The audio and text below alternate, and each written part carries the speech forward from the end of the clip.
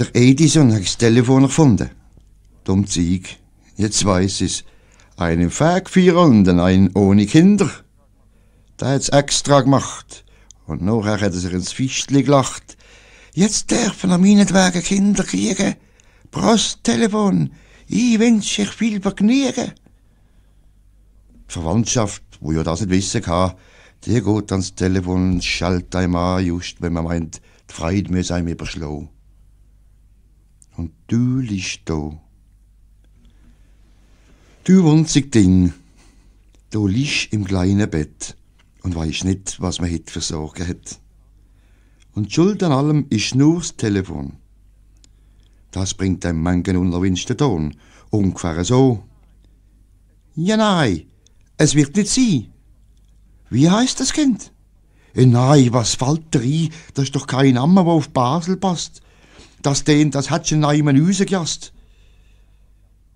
Wär man nicht froh, so möchte man die Wand aufgehen. Und du liegst da. Eine Stunde drauf schalt's. Wenn sollte die Taufe sein? Man sagt's und denkt, so ist's, und es bleibt dabei.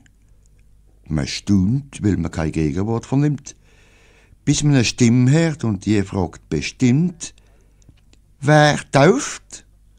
Man sagt der Name, so und so. Ich has noch gedacht, so den's, ich wird nicht kommen. Schiech fragst, warum nicht? Weil mir der nicht gefällt. Das Jung ist er, in die Familie gehört er alt, es gibt nur einen Pfarrer, der ihn fragt, darf kommen. Und du liegst da. So helft der Gott, du kleinen Augenstern. Wird mir ein braver Mensch, heigt Menschen gern, wird groß im Herz, denk recht und blieb ich gesund. Doch bis der Ernst vom Leben an dich kommt, trink du getrost und schlaf und nebenbei kriegst frische Windeln, immer wenn's muss sein.